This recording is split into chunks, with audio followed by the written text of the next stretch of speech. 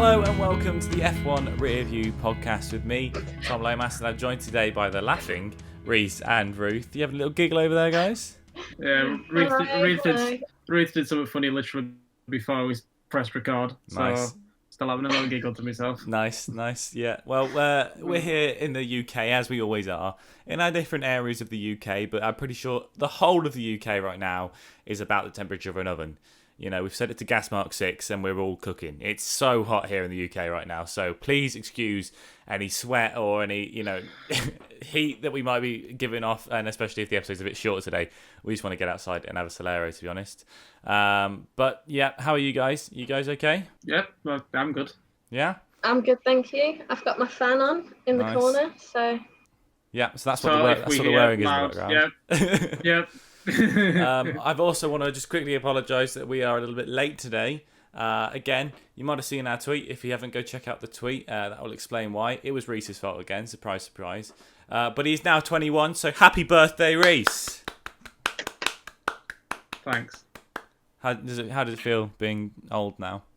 I've got a headache because I'm hungover. Yeah. So, a company that I probably can't name because we're not sponsored by them do 12 shots. Not because we are unofficially sponsored by them. They do 12 shots for £3. And my uncle thought it was a good idea to just keep buying shots and shots and shots. Like, because the shop is literally about a minute walk from my house. Nice. So yeah, I am very, very much hungover. Do drink responsibly, as Nico Rosberg says. Don't have a headache the next morning. That's what I'm saying. Yeah. Especially in a heat wave. There's like I would be sweating already because I'm hungover, and then the heat's not helping. So. Well, I'll tell you what, Reese. Someone else had a birthday this weekend. It was F1. Oh. They were 70 years old, and we had the 70th anniversary GP, the F170 GP, whatever they're going to call it. There's about 7 different names, I'm pretty sure, all involving the number 70 though. And it was a pretty good race, and that's what we're here to talk about today. So let's get on it. Let's not beat around the bush anymore. I've got a quick question though to beat around. Reese wants to beat around the bush a bit more. Yeah. just to beat that bush a little bit more. Yeah. If you were to be on the big screen doing your celebratory cam, what would you be doing? Can you please show me? This is for all the YouTube watchers. I go. Hello. Go, Max. Do a cheers in my pint, or I've got not juice. Obviously, I've got juice at the moment. Maybe we should record a special F1 Rearview one where all of us do this. Yeah. And think in the corner. That'd be great advertising. Where our screens meet down here. Oh, it's all just. Reese, get a drink. Come on. I don't have one. I don't have one with me. But yeah, it was good. My favourite fan cam, to be honest, was the bloke supporting Lando that just poured milk over him. Did you see that one? Yeah, that was a good one. That's what made me ask the question. So yeah, that was a good one. Anyway, moving on to the race. Let's talk a little bit. We had another beautiful appearance from Nico Hulkenberg. Perez tested positive again, very unfortunate. So he couldn't continue this weekend. He couldn't race. So Nico came back, and I think he got his chance this weekend to really show the F1 paddock why he deserves a seat in F1, doesn't he? Let's talk about his qualifying performance first. Got that P3 in qualifying, outperformed everyone apart from the Mercedes. It was pretty impressive, wasn't it? We should say first that Perez isn't unwell. Like he's not showing symptoms and stuff. He's still all right. He's just carrying it. Yeah. But yeah, to talk about Hulkenberg, what a qualifying P3. Amazing. You can't beat it. Apparently my phone thought I said "Hey Siri" then. I did not. But Hulkenberg P3. You thought the fairy tale was going to come true, didn't you? I wish it could have done. Yeah. Although I was so happy when he got P3. It was just an amazing qualifying. Yeah. I think my favourite bit about qualifying was I had to watch it late because I've got a job, and I text Reese. I text the group chat, the F1 Review group chat, saying, "Please don't spoil it, guys. I'm in work." And credit to Tom, Reese put Hulkenberg P3. Love to see it. Tom sent a spoiler alert, but he just didn't push it far enough out of sight. If he would have sent a couple, then I wouldn't have scrolled up, but I ended up seeing it in the end. I'll do that next time. I'll send 6. Yeah, send 6. Get it out of the way. But, You were ecstatic, weren't you, Ruth? You couldn't quite hold it in, could you? I was so happy. It was just amazing. Like, especially after he didn't get to race last week, it was just a very good start Yeah. to what was about to come in Definitely. the race after. And obviously we saw Ross Brawn, I don't know if you guys saw this, came out after the weekend. Obviously he's now I think, managing director of Formula One or something, but was for a long time team principal at Mercedes, or at least at the start of the Mercedes campaign, he was the team principal there before Toto. And he's actually come out and said that if Lewis Hamilton hadn't agreed to go to Mercedes when he did, Nico Hulkenberg was their second choice. So they would have signed Nico to that Mercedes. So who knows? We could have seen Nico Hulkenberg, 6-time world champion. It's good to see him performing. Yeah, it's good to see him. It is really good to see him back. That's really, that's for sure. And I think, I'm hoping he's done enough this weekend. I don't know if he's going to be in Spain again. He might be. Depends on obviously what Perez comes back as. But I'm hoping that he's done more than enough this weekend to really show why he deserves that seat in Formula One. But whether or not one will open, that's another question, isn't it? I'm really hopeful that he will get a seat, but you just can't really predict what happens, because sometimes you think one person is going to go in, but then there's a shock new driver or something like that. So or sometimes Magnussen and Grosjean manage to keep a seat for another year. Yeah, that's true. Honestly, that's the seat I think he's most likely to get, is that one at Haas, which I don't want him to see get, because Haas are not the team that's going. They need to perform if they want him. Do you know what I mean? Mm-hmm. He's not going to get a podium in a Haas, let's say that. But that was qualifying. Let's talk about the race. Let's give a little bit of a review about the race, and we'll say about what we thought about the race. Ruth, if you want to start. I'm going to give it a 9 out of 10. Ooh. I clearly enjoyed it much more than other people, mostly because Hulkenberg was racing. But I actually thought it was quite interesting with all of the, those couple of mistakes that were happening, interesting strategies with the new tyres, and it was just a good race overall. It was actually a really good race, and I really enjoyed that aspect of it.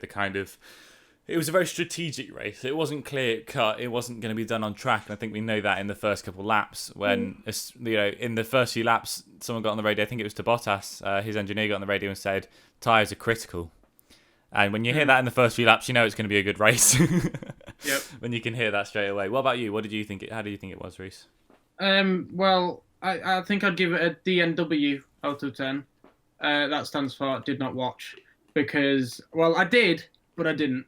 It was very hard for me to concentrate. I ended up getting kicked out of the house because a surprise party was being thrown for me that I didn't ask for. But then I guess, why would you ask for a surprise party? True. However, I did end up getting kicked out of the house. We went to Pizza Hut. Not sponsored. Again, I'm naming a lot of brands here. Not sponsored. But we went to Pizza Hut. I managed to watch literally the formation lap, and then the guy was like, "Right, your time's up on the table." All right, see you later. Got in the car. I listened to it on, I think it was 5 Live, and it was so confusing to follow on radio. I got back on about lap 20 and sat and watched it on my phone, and even that, I was already lost by that point. I was a lost cause, really. So I missed Vettel's spin, but I saw it in the race hits. So I did check out the race hits to check what was kind of going on. Yeah. So you had a very miss and match kind of watch of the race. Then you didn't get the detail. Well, I got qualifying spoiled for me, and then I missed the race. Right. So it was a good weekend. Right. Okay. Well, in that case, lovely talking to you, Reese. But we'll see you next week. Yeah. Bye. See you later. Yeah, he's gone. Bye. Just kidding. You can come back. I'll let you back in. Thank you. Yeah, so I think I'll give it an 8 out of 10 as well. Like I said, I didn't actually give it a number before. I went straight to Reese, but I think I'll give it an 8 out of 10. Like I said, I like the strategic elements that it definitely had.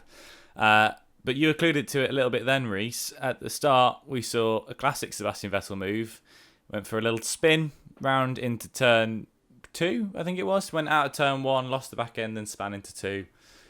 Oh, Seb. What's going on there? It's Ferrari is just falling apart, isn't it? With him, he's not happy there at all. He needs to leave sooner rather than later, I think.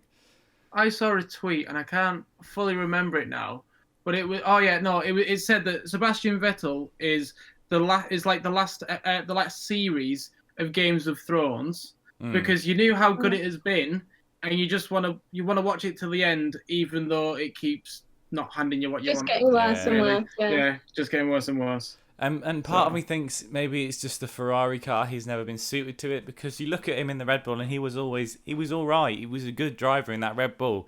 I mean, you don't get 4 titles from not being a good driver. And yes, he had a good car under him, but it was nowhere near as dominant as something like the Mercedes has been. He was actually doing very well in that car still. Mm-hmm.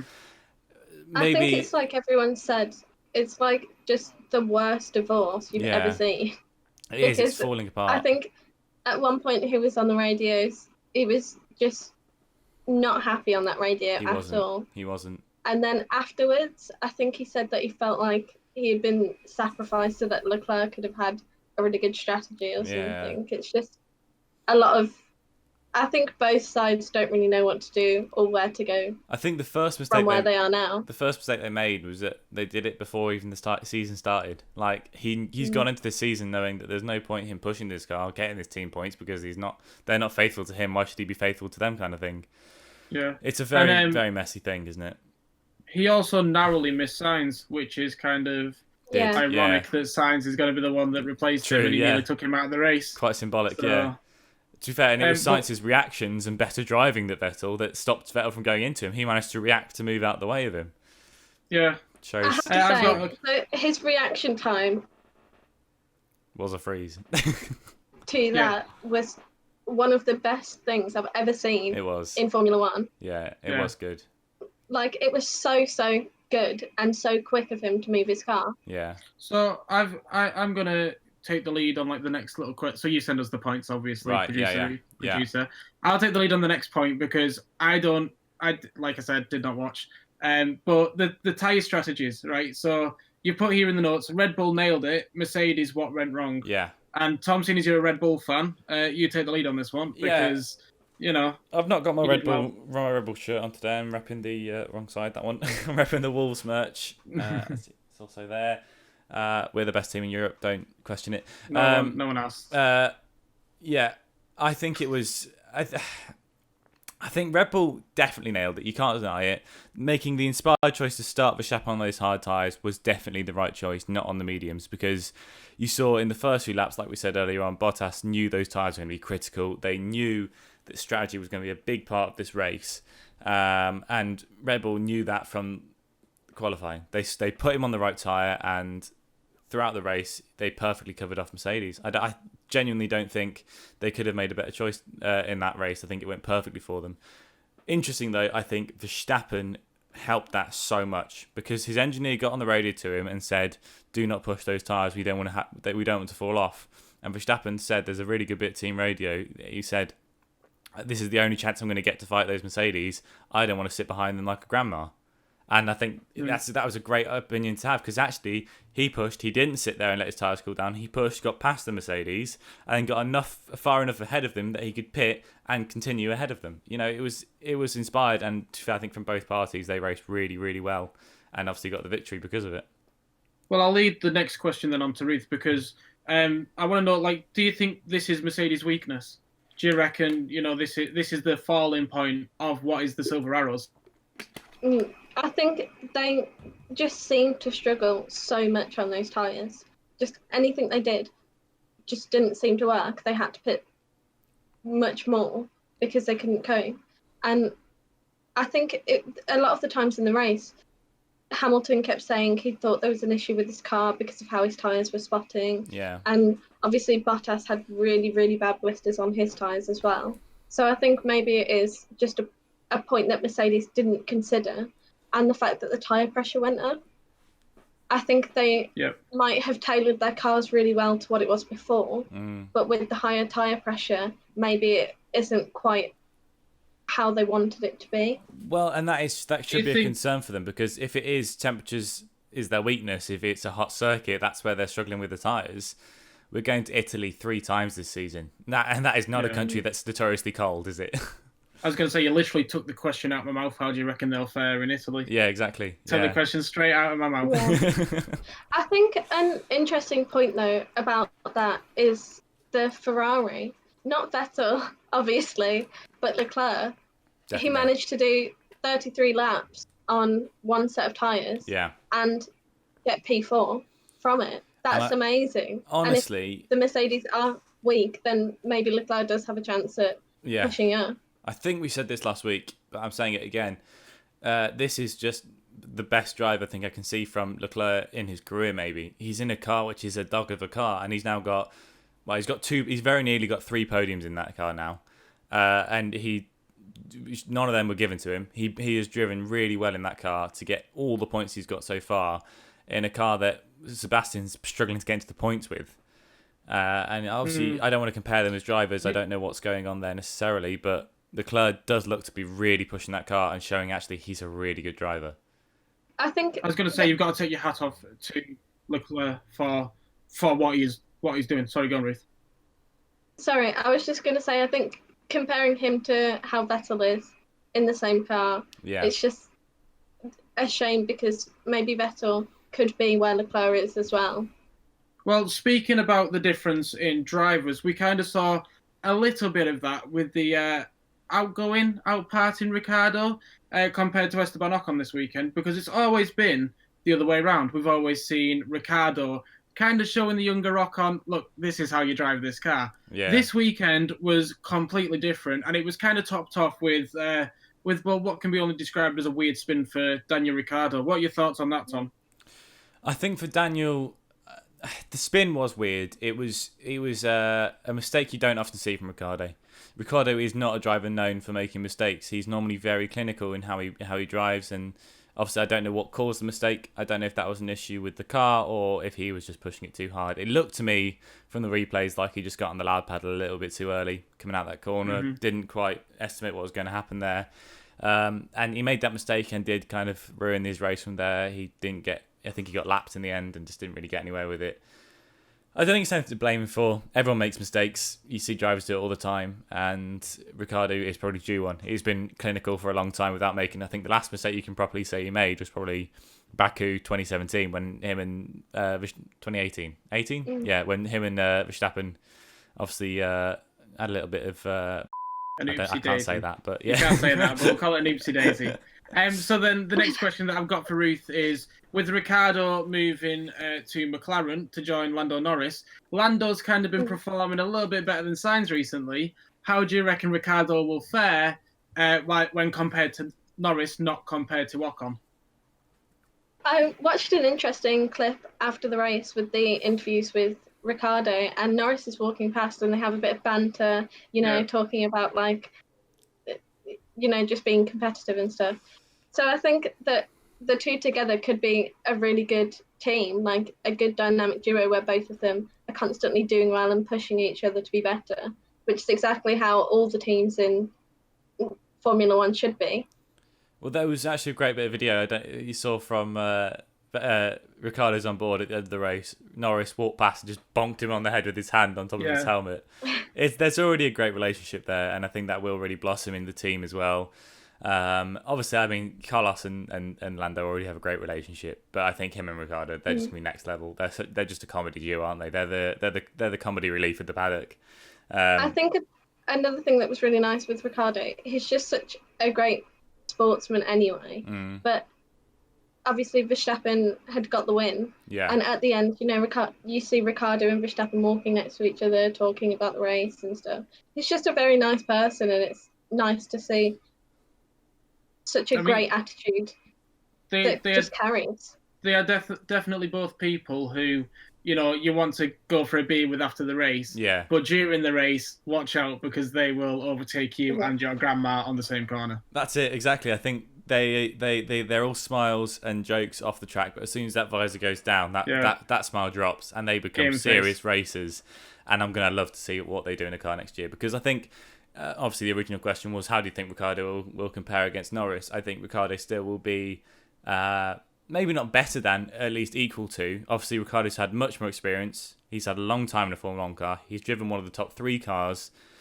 Yeah, I think Ricciardo will want himself to be the big boy at the team. He's going to be the one that's going to go and get the points, the podiums, whatever.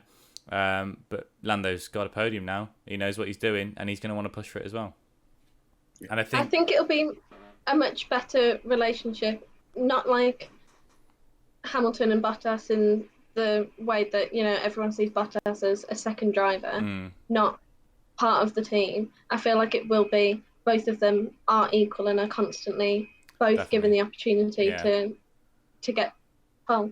Yeah, I think they'll be very much equals. Like, to be fair, Carlos and Lando, I think, already are. So I briefly talked about the Haas earlier, saying how do they both have the seats, and we saw issues for Haas again with a quite a strange DNF. Ruth, I'll let you take this one. Yeah, so they came out saying that basically what had happened was that the Haas reused old parts that they had used in the race before from when Magnussen had his crash, and the car was just using up tyres, and that it just was more safe for them to bring the car in and retire than it was for them to continue the race. It probably also was along the lines that they're not going to get points anyway. They're, risking their engine more and putting more wear on it to get no points to be last. What's the point when they can just save it a bit more, take it to Spain and have a bit of a better go with it?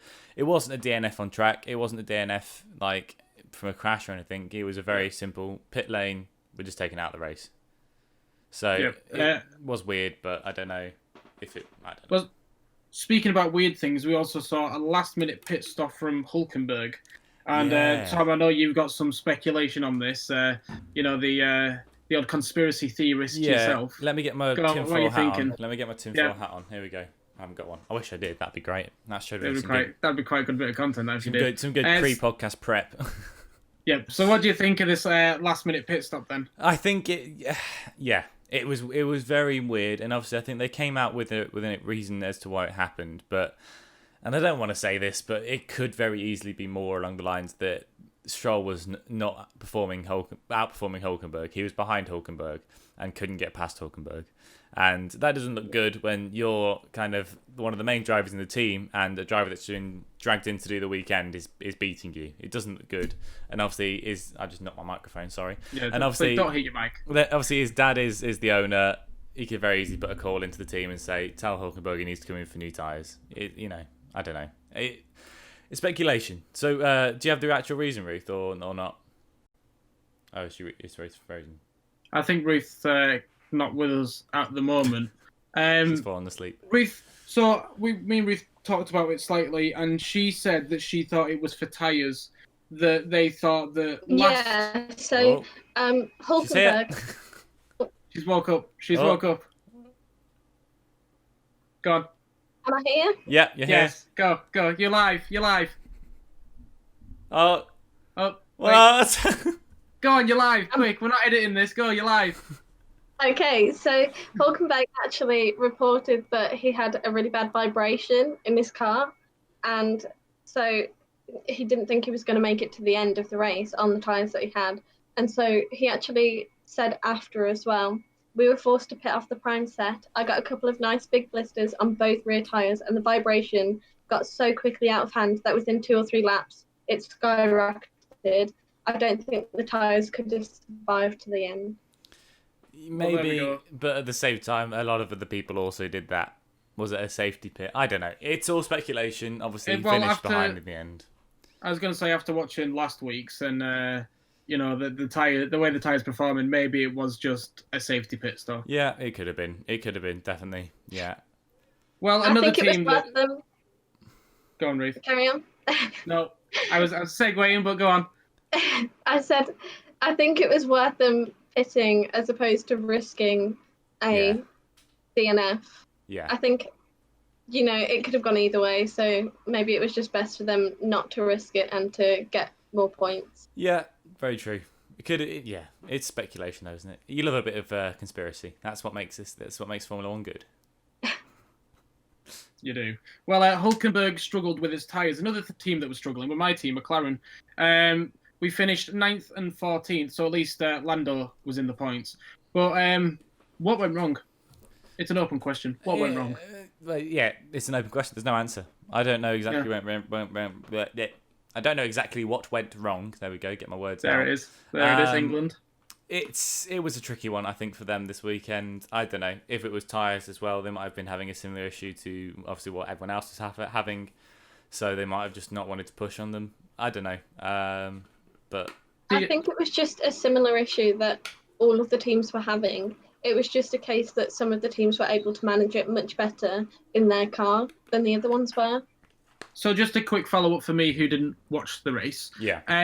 How did Vettel's nearly crash with Sainz? How did that affect Sainz? Did he drop quite a bit? Didn't at all. He just went off the circuit a little bit and came back on it. There was no contact. He just had to swerve to avoid. I didn't know whether he had to slam on, go off the track, so that would put him back, of thing.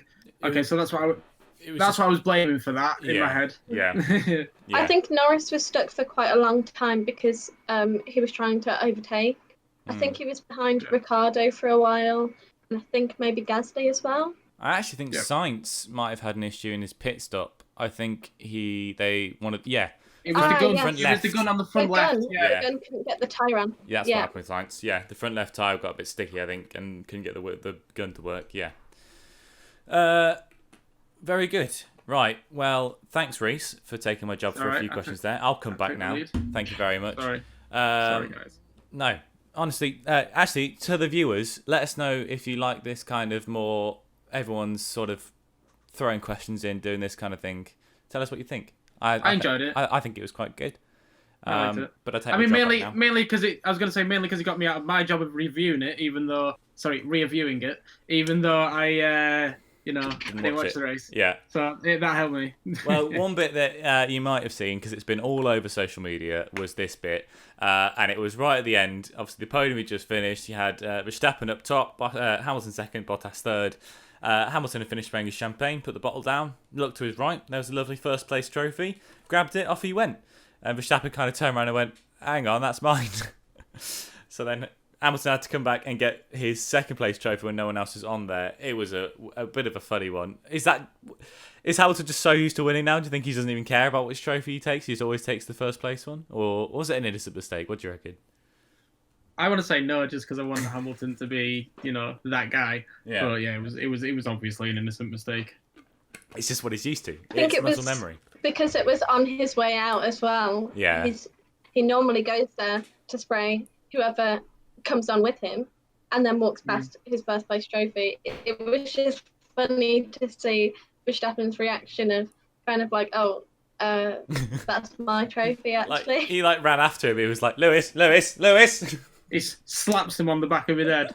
Give me that. Yeah, he's lucky his name's not Esteban Ocon. He got a fist in the face.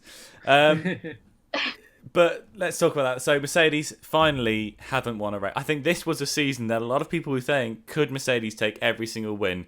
No, they can't. Red Bull have denied them of that. And actually, it's done quite a lot of interesting things to the points. Bottas now falls to third in the points. Verstappen has overtaken him for second. Bottas on 73, Max on 77. It's been really tough for Bottas these last couple of races. He's got pole at this Grand Prix. It was his to win, but obviously the tyres have failed him here. Weekend before, obviously had that puncture 2 laps before the end, ended up finishing just outside the points. And Hamilton obviously has got a win in the second place. It hasn't really affected him at all. That's put Bottas from, I think, 4 points behind going into Silverstone to now 34 points behind coming out. That's really harsh, isn't it? Well, the driver standings are really hotting up because I literally just sounded like Crofty on the game then. On the driver standings are hotting up. So Hamilton's ahead on 107, which, he's out the way now. Verstappen 77, Bottas 73. Then there's a bit of a jump to Leclerc in fourth on 45, but then it's Leclerc 45, Norris 38, Albon 36, Stroll 28. So, it is close. I think Lando is the one there that really sticks out. Everyone can jump around. Yeah. Lando's the one that really sticks out there because he's definitely outperforming himself to be there. I think Albon also should probably be a bit higher than that. He'd probably like to be a bit higher than that. But Lewis, 107 points out. He's 30 points at the top. It's his title to lose, surely. He's pretty much got his name on the trophy already, hasn't he? Well, you wouldn't be expecting to see Norris until, around the 8th, 9th, 10th mark. Exactly. In my opinion. Yeah. So, but yeah, I reckon they can start putting Lewis's name into that trophy for whatever many time it is now. I've lost count. It's too many times. Well, even a DNF, he's still going to be 5 points ahead of the 4 points with fastest lap. Even if he doesn't finish a race and someone gets fastest lap and wins that race, he will still be 4 points clear of Verstappen at that point. he's in a nice position to be in, isn't he? He's over a race clear, and that's always a good place to be. Yeah. Anyway, we're off to Spain next. We're off to the Spanish Grand Prix. We've been there once already this season, but it was a long time ago, back in February now. Spain, what are we thinking, guys? What do we think is going to happen here? It's going to be hot. Does that mean we're going to see Mercedes struggling again? What do you think? Let's get your podium and your pole position, please. I'll hand to Ruth first because I need to think. I don't have a clue. Yeah. Have we lost Ruth? There's just a massive delay on this, isn't there? There is a huge delay. She's gone and she's coming back. Back better than ever. It's Ruth Kira. Hey! Go on. There's about a 30-second delay on that, Ruth. I was talking for about a minute and then realised none of you could hear me. The listeners will absolutely love it. Go on. What's your podium? So I was going to say, I think there'll be a lot of issues with tyres again, and that teams will really struggle to manage them. I think it'll be an interesting qualifying with maybe Verstappen first, Bottas second, maybe Leclerc third. You think that And Lewis then- isn't even going to qualify in the top 3? I don't think he will. Whoa. Okay. And then I think for the race, I think first Verstappen, second Leclerc, third Bottas. Whoa. So you're thinking Lewis is going to have an absolute stinker of a weekend then? That's a yes. Right. So for me, I don't know still. I won. I can't tell if you're talking to me or not. Now you're interrupting me, Ruth. What's happening? Right. So qualifying. Lewis is going to get pole. I, however, do not think that Ruth is right about the tyres because Silverstone's notorious for the wear on the tyres. So I don't think the tyres will be put under that much pressure in Spain. So yeah, I reckon Lewis pole, and then my podium, I'm gonna go Valtteri first, Lewis second, and it's always who's third. Yeah. I want to say Charles Leclerc third. However, Whoa. I don't know because that Ferrari's wrestling it around the circuit at the minute, isn't he? It is. Yeah. Or I'll tell you what I would want to. This is what I'd like to see now. Albon third. Yeah, that's probably a nice thing to see, actually. Yeah, I agree with that. I want to see him get a podium. I really do. Yeah. He still hasn't got one. He needs one. How did Red Bull fare last year around Spain? Not very well, but this car they also didn't fare very well at Silverstone last year, and they won it this weekend. They haven't won a race in Silverstone since 2012. That's how long it's been. So, yeah. Well, there we go. I think you can't compare this year's car with last year's. I think it is a completely different beast. But I don't think Mercedes is going to be stopped this weekend. I think they're going to come back. I don't think they're going to continue being weak. They don't want to, and they'll be back with a vengeance. That's how Mercedes just are. They don't like being down. Oh, they're back with Avengers or a Vengeance? A vengeance. Right, so Tony Stark. Yeah. Right, okay. But yeah, I think Hamilton pole, Hamilton win, Bottas second, Verstappen third. I think we're going to see that again. I can't see too many curveballs coming this weekend. I reckon whoever gets highest up in qualifying out the two Mercedes will take the race. Well, Bottas got pole this weekend though, and he didn't take the race, did he? I don't know. Yeah, but he struggled, didn't he? True. But that's what I reckon. I reckon they'll get the lead. They'll get the 20 seconds like they normally do, and then that's it. Easy coasting. Yeah. Right then. Well, until next weekend, I think that there'll be a nice place to draw the line. It's been a little bit of a shorter episode today. Slightly. It's actually still about 40 minutes. But I honestly can't keep going because I'm actually about to sweat out of this shirt. It's just going to slip off me because that's how sweaty I am. There's a nice image for you all to imagine. What a thought. So, yes, apologies again for the technical difficulties. It's a weekly occurrence now, soon. 16 days, and we won't have to deal with this anymore. So it always seems to be mine that goes as well. Yeah, that Never is anyone true. else. I'm cut to Ruth, half an hour away. It's like I said before, BBC News in Syria. Ruth, what's happening? You know, that's how breaky up you are.